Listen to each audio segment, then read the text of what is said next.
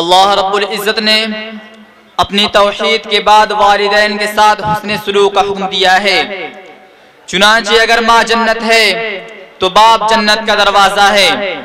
والدین سے بہتر کوئی غمخوار نہیں، والدین سے بہتر کوئی درد مند نہیں، والدین سے بہتر کوئی ہمدرد نہیں، والدین سے بہتر کوئی استاد نہیں۔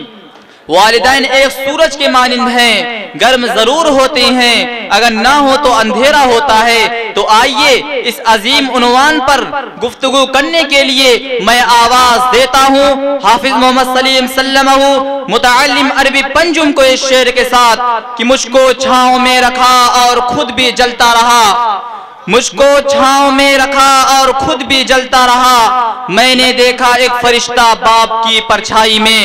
موصوف ڈائس پر نحمده ونصلي على رسوله الكريم، أما بعد فاعوذ بالله من الشيطان الرجيم، بسم الله الرحمن الرحيم، وقضى ربك ألا تعبدوا إلا إياه وبالوالدين إحسانا، صدق الله مولانا العظيم۔ ماں باپ کی رضا سے جو رہا غرس پا، ماں باپ کی رضا سے جو رہا غرس پا، خوشنودی خدا کی نعمت نہ پا سکا۔ کتنا ہے بد نصیب و کتنا ہے نامراد کہ جو مفت میں ملی ہی جنت نہ پا سکا۔ محترم سامعین کرام، میں اپنی تقریر کا آغاز اس واقعہ سے کرنا چاہتا ہوں جسے سن کر رحمت دو عالم صلی اللہ علیہ وسلم بھی رو پڑے۔ ایک مرتبہ نبی کریم صلی اللہ علیہ وسلم کے پاس ایک بندے نامراد آیا اور آ کر اپنے باپ کی شکایت کرنے لگا کہ جب بھی وہ چاہتے ہیں میرا مال لے لیتے ہیں۔ آپ صلی اللہ علیہ وسلم نے اس آدمی کے باپ کو بلایا تو لاٹھی ٹیکتا ہوا ایک بوڑھا شخص حاضر ہوا۔ آپ صلی اللہ علیہ وسلم اس سے تحقیق کرنا شروع فرمائی تو کہنا شروع کیا کہ اللہ کے رسول صلی اللہ علیہ وسلم، ایک وقت تھا جب ایک کمزور اور بے بس تھا، مجھ میں طاقت تھی، ایک خالی ہاتھ تھا، میں مالدار تھا، میں نے کبھی اپنا مال اس کو لینے سے نہیں روکا۔ آج میں کمزور ہوں، یہ تندرست و قوی ہے، میں خالی ہاتھ ہوں، یہ مالدار ہے، یہ اپنا مال مجھ سے بچا بچا کر رکھتا ہے۔ اس ضعیف کی بات سن کر رحمت للعالمین صلی اللہ علیہ وسلم رو پڑے۔ وہ والدنا خلف سے فرمایا انت ومالک لیبیکا، تو اور تیرا مال سب تیرے باپ کا ہے۔ محترم سامعین، یہ حدیث نصیحت ان لوگوں کے لیے جو اپنے مال کو اپنے باپ سے، اپنے ماں سے چھپا چھپا کر رکھتے ہیں اور اپنے والدین کے علاج پر خرچ نہیں کرتے، اپنے والدین کو اپنے گھر میں ایک زائد شے سمجھتے ہیں۔ محترم سامعین، ماں باپ ان الفاظ میں شہد کی سی حلاوت اور دنیا بھر کا سکون بھرا پڑا ہوا ہے۔ محترم سامعین، ماں کے پیروں تلے جنت تو باپ جنت کا دروازہ ہے۔ دنیا میں ہر چیز اپنی شکل بدل دیتی ہے لیکن ماں اور اس کی ممتا میں کچھ فرق نہیں آتا۔ دنیا میں کوئی رشتہ اپنے والدین سے زیادہ محترم نہیں۔ والدین کے لیے سب سے خوبصورت چیز اولاد ہوتی ہے۔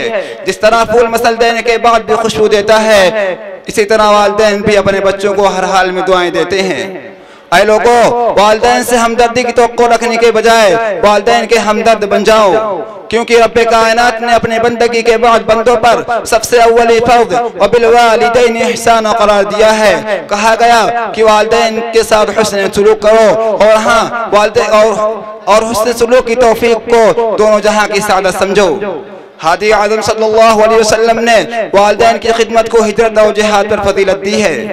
اسلام نے تو ہمیں یہاں تک اجازت دی ہے کہ ماں باپ نعوذ باللہ کافر و مشرک ہو تو ان کے ساتھ بھی اس سے سلوک کرو۔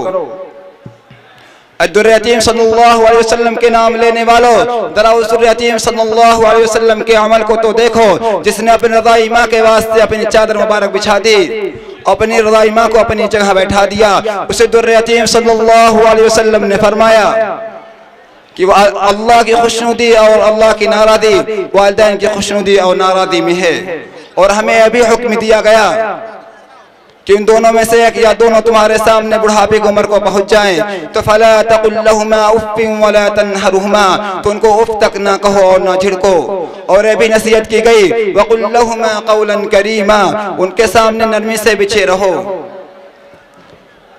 اور حکم کبریا یہ بھی ہے وَخْفِضْ لَهُمَا جَنَاحَ الذُّلِّ مِنَ الرَّحْمَةِ، عاجزی اور نرمی کے ساتھ ان کے سامنے بچھے رہو، یعنی ان سے آگے آگے نہ چلو، ان سے پہلے نہ بیٹھو۔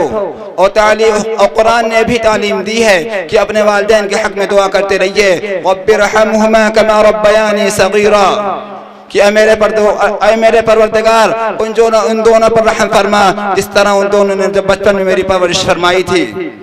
اے سعادت مند انسانوں، والدین کی اپنا طرز عمل بنا لو، کیونکہ دنیا میں اللہ اور رسول کے بعد قابل احترام ہستیاں یہی ہیں۔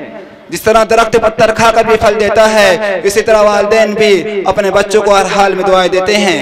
یہ وہ مالی ہیں جو اپنے چمن کو ہر خزاں سے بچا بچا کر اور اپنے خون پسینے سے سینچتے ہیں، اور یہ بچوں کے لیے آسمانی تحفہ ہیں۔ محترم سامعین، ان کا وجود ہمارے لیے باعث زحمت نہیں بلکہ باعث رحمت ہے۔ ان کی زندگی ہمارے لیے بڑی نعمت ہے، تو کیوں نہ ہم ان کی قدر و عظمت کو دل و جان سے قبول کریں۔ اے ضیا ماں باپ کی سائے کی نہ قدری نہ کر، اے ضیا ماں باپ کی سائے کی نہ قدری نہ کر، دھوپ کاٹے گی بہت جب شجر کٹ جائے گا۔